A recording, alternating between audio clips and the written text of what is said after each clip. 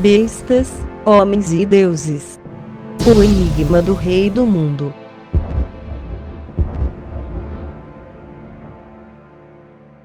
A terra dos demônios. A Mongólia misteriosa. Uma região muito rica encontra-se no coração da Ásia, enorme e misteriosa. Desde os picos nevados dos Tian Shan e as areias ardentes da Dzungaria até os contrafortes cobertos de florestas dos Saias e a grande muralha da China, ela expande-se sobre uma vasta porção da Ásia Central.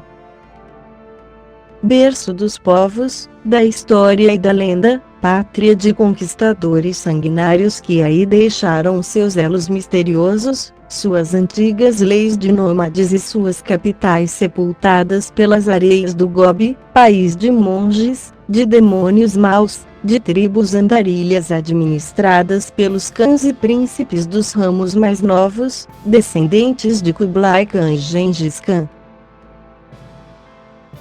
Terra misteriosa onde são celebrados os cultos de Rama, de Sakyamuni, de Tsongkhapa e de Paspa sob a suprema proteção do Buda encarnado, na figura divina do terceiro dignitário da religião lamaísta, Bogdo Gegen, em Thakur-Urga, terra de médicos, de profetas, de mágicos e de videntes, terra de misteriosa suástica que conserva inesquecido pensamento dos grandes personagens que outrora dominaram a Ásia e metade da Europa.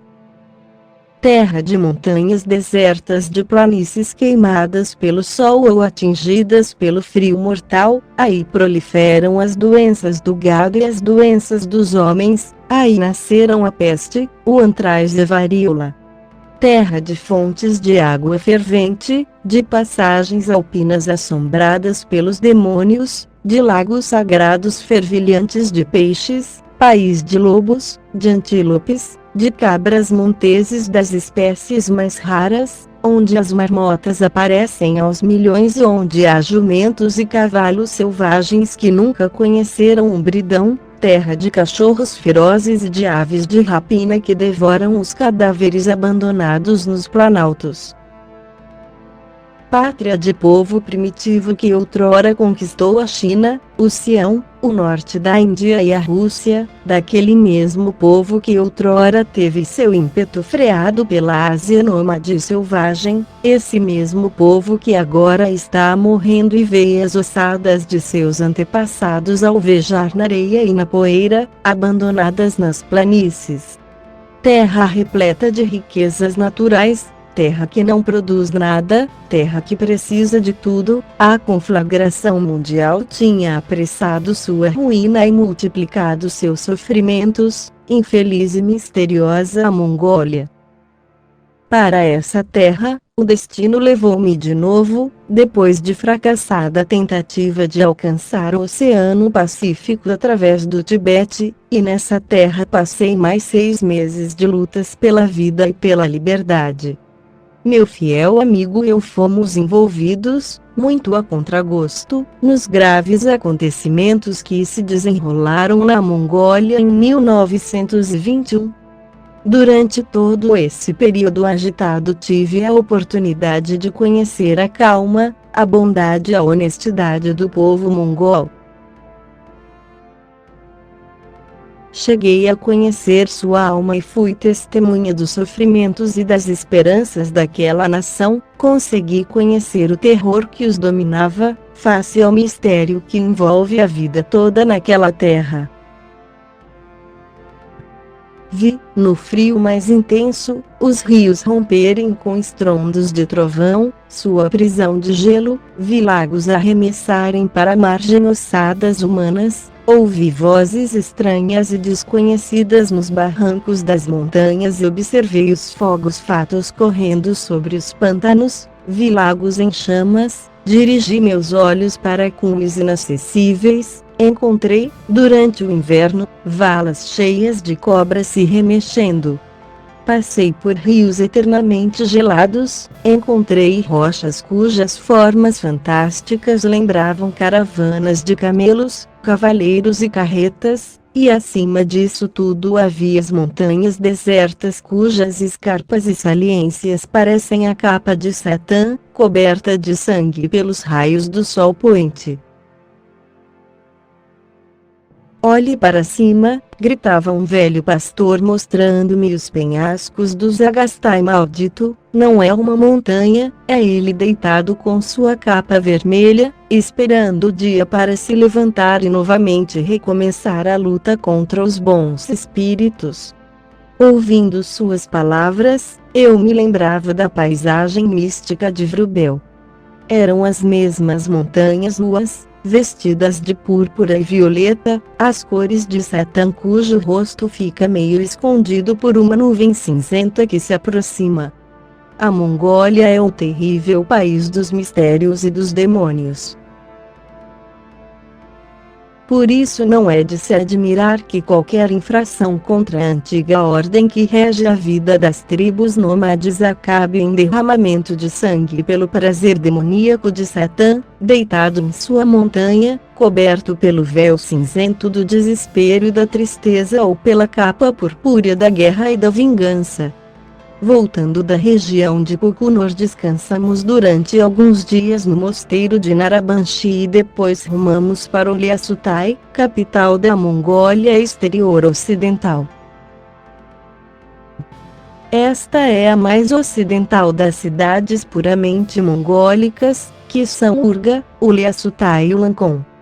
A quarta cidade, Cóbido, tem características mais chinesas. De fato, ela é o centro da administração chinesa daquela região que é povoada por tribos nômades, as quais têm noções teóricas sobre a influência de Pequim ou Urga. Em Uliassutai e em Ulankon, além de um comissário e de destacamentos irregulares chineses, há os governadores ou sites mongóis, nomeados, por decreto, pelo Buda encarnado. Logo após nossa chegada a Uliassutai fomos envolvidos pela efervescência das paixões políticas. Os mongóis estavam se agitando violentamente, protestando contra a política que os chineses impunham naquela região. Os chineses estavam enfurecidos e exigiam o pagamento de impostos atrasados desde o dia em que a autonomia da Mongólia fora suprimida forçosamente por Pequim. Por sua vez, os colonos russos, que muitos anos antes tinham se estabelecido perto da cidade e em volta dos grandes mosteiros, estavam divididos em facções e lutavam entre si, e no meio de tudo isso chegava de Urga a notícia da luta para a independência da Mongólia Exterior, dirigida por um general russo, o barão Cherny von Sternberg. Os oficiais e refugiados russos estavam se agrupando em destacamentos, contra os quais as autoridades chinesas protestavam, mas que eram vistos com bons olhos pelos mongóis. Por sua vez, os bolcheviques, aborrecidos pela formação de agrupamentos militares brancos na Mongólia, enviaram suas tropas da fronteira de Irkutsk e de Chita para Uliassutai e Urga, enquanto mensageiros levavam aos comissários chineses propostas bolchevistas de todos os tipos. As autoridades chinesas da Mongólia aos poucos entravam em contato secreto com os bolcheviques, entregando-lhes os refugiados russos em Kiakhta e Ulankon e violando, desta forma, os direitos humanos. Em Urga, os bolcheviques estavam instalando uma municipalidade russa comunista. Os cônsules russos cessavam as atividades, enquanto os soldados vermelhos na região do Lago Kozogol e no Vale do Selenga estavam envolvidos em combates sangrentos com as forças brancas. As autoridades chinesas estavam estabelecendo postos militares nas cidades mongóis, e aproveitando-se da confusão geral, os soldados chineses estavam investigando todas as casas para roubar e saquear. tínhamos caído numa verdadeira casa de marimbondos, depois de fatigante e perigosa viagem que do Yenisei nos tinha levado pelo Urianhai e a Mongólia, passando pela terra dos Turgutis, o Kansu e o Kukunor. Qual seria o motivo real dos acontecimentos na Mongólia? O sábio site mongol de Uliassutai deu-me a seguinte explicação: pelos acordos concluídos entre a Mongólia, a China e a Rússia 21 de outubro de 1912, em 23 de outubro de 1913 e em 7 de junho de 1915, a Mongólia Exterior recebeu sua independência. O soberano pontífice da religião amarela, Sua Santidade, o Buda encarnado, tornou-se o suzerano do povo mongol de Khalkha e da Mongólia Exterior com o título de Bogdo Jebtsung Damba Hutuktukan. Enquanto a Rússia se manteve poderosa, velando cuidadosamente a política na Ásia, a China continuou a respeitar o tratado. Mas no começo da guerra contra a Alemanha, a Rússia viu-se obrigada a retirar as tropas da Sibéria e Pequim começou novamente a reivindicar os direitos que tinha perdido na Mongólia. Os dois tratados de 1912 e 1913 tinham sido complementados pela Convenção de 1915, exatamente por esse motivo. Mas em 1916, quando todas as forças da Rússia estavam concentradas em malfadados combates, e mais tarde, em 1917, na época da Primeira Revolução Russa, quando a dinastia dos Romanov foi derrubada, o governo chinês ocupou novamente a Mongólia. Todos os sites e ministros mongóis foram despedidos e substituídos por elementos que simpatizavam com a China. Muitos mongóis, partidários da autonomia, foram presos e arrastados para as prisões em Pequim. Em Urga e em outras cidades mongóis os chineses estabeleceram administradores próprios, retirando da sua santidade Bogdo Khan todas as gestões administrativas e fazendo dele uma máquina para assinar decretos chineses. E finalmente trouxeram suas tropas para a Mongólia. Desse momento em diante a Mongólia foi invadida por uma maré de comerciantes e braçais chineses. Os chineses começaram a exigir o pagamento de taxas e de impostos, incluindo os atrasados desde 1912. A população mongol foi despojada totalmente de todos seus bens, e quando nós chegamos à Mongólia, podiam ser vistas vastas colônias de mongóis, totalmente arruinados que moravam em espeluncas subterrâneas ao redor das cidades e dos mosteiros. Os chineses confiscaram todos os arsenais e todos os tesouros. Todos os mosteiros foram obrigados a pagar impostos e todos os mongóis que trabalhavam para a liberdade de seu país foram perseguidos. Os chineses conseguiram encontrar, entre os príncipes desprovidos de fortunas, alguns que se deixaram subornar com dinheiro, títulos e condecorações, tornando-se partidários do governo de Pequim. É, portanto, compreensível que as classes dirigentes, Sua Santidade, os Khans, os príncipes e os grandes lamas fossem hostis aos chineses, ainda mais porque estava viva a lembrança da época em que os soberanos mongóis tinham dominado Pequim e a China, fazendo dela o primeiro país da Ásia. Uma insurreição, porém, era impossível. Todos os chefes eram vigiados, e qualquer aceno de querer pegar armas só serviria para levá-los àquelas mesmas prisões de Pequim onde 80 pessoas, entre nobres, príncipes e lamas, já tinham morrido de fome e torturas em sua luta pela liberdade da Mongólia. Precisava-se de algo muito especial para que o povo se insurgisse. Foram os próprios administradores chineses, os generais Shang Li e Xu Shixiang, que provocaram a revolta. Eles anunciaram que Sua Santidade Bogdo-Khan estava preso em seu próprio palácio, e lembraram a ele e ao povo que, segundo um antigo decreto do governo de Pequim, considerado ilegal e sem fundamento pelos mongóis, Sua Santidade era o último Buda encarnado. Foi demais. Entre o povo e seu Deus vivo estabeleceram-se imediatamente relações secretas. Foram feitos planos para a libertação de Sua Santidade e para a luta pela liberdade e a independência do povo.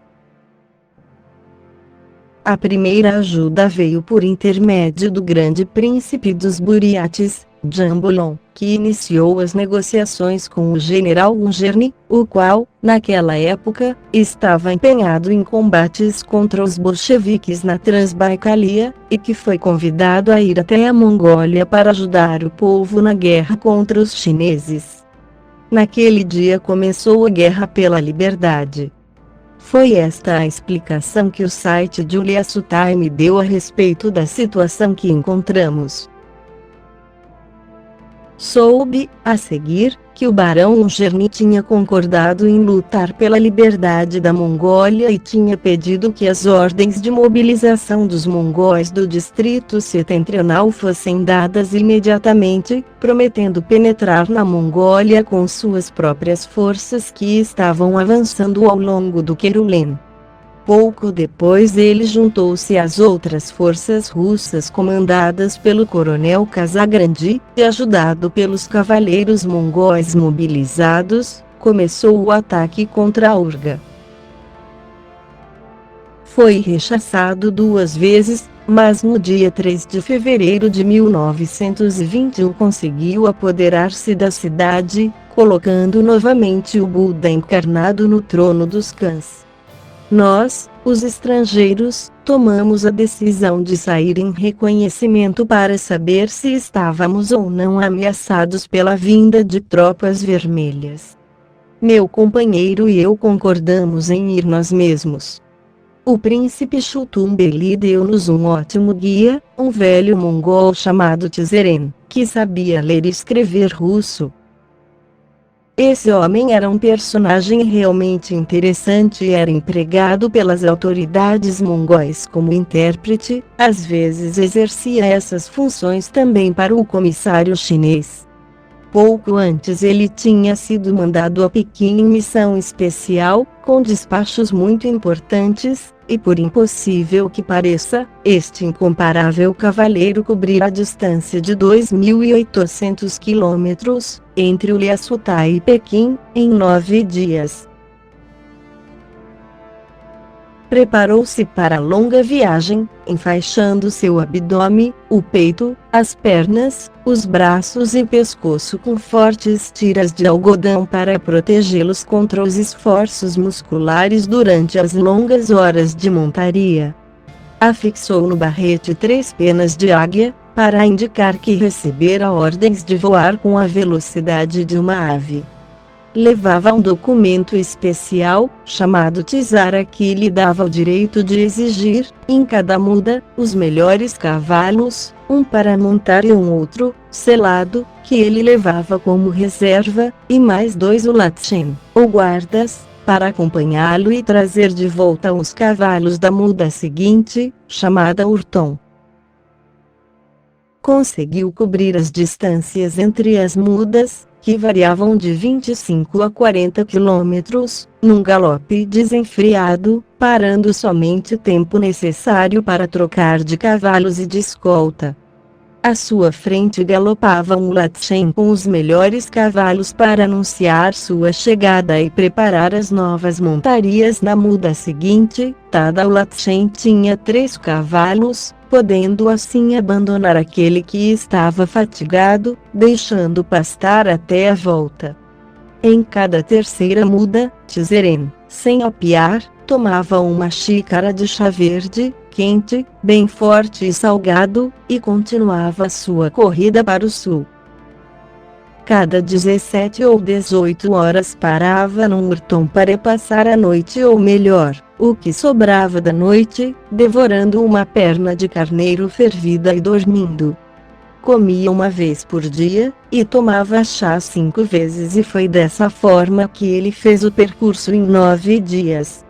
Numa fria manhã de inverno pusemo-nos a caminho em companhia desse homem, indo em direção de Cóbido, que distava cerca de 500 quilômetros. Dessa cidade tinham vindo boatos inquietantes que diziam que os vermelhos teriam entrado em Ulancum e que as autoridades chinesas tinham entregue aos bolcheviques todos os europeus que se encontravam na cidade. Atravessamos o desafio gelado. Nesse rio terrível, o leito é coberto de areias movediças e durante o verão muitos camelos, cavalos e homens desaparecem em seus atoleiros. Entramos num comprido e sinuoso vale, dos 2 lados as montanhas estavam cobertas por uma espessa camada de neve e de raros grupos de negros larices. A meio caminho de Cóbido encontramos a yurta de um pastor à margem do pequeno lago de Gaganor, e lá paramos porque a noite estava caindo, trazendo consigo uma tempestade de neve. Perto da yurta vimos um magnífico cavalo baio cuja sela era ricamente ornamentada de prata e de coral. Quando estávamos nos aproximando, 2 mongóis saíram apressadamente da yurta. Um deles saltou na sela, desaparecendo rapidamente atrás das colinas nevadas que se erguiam na planície. Pudemos vislumbrar o brilho de suas roupas amarelas por baixo da grande capa, e seu facão numa bainha de couro verde. O cabo do facão era de chifre marfim.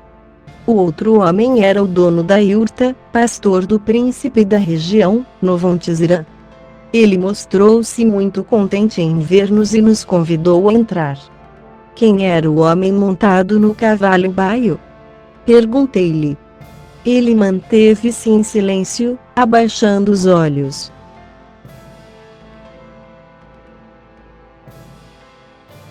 Responda, insisti.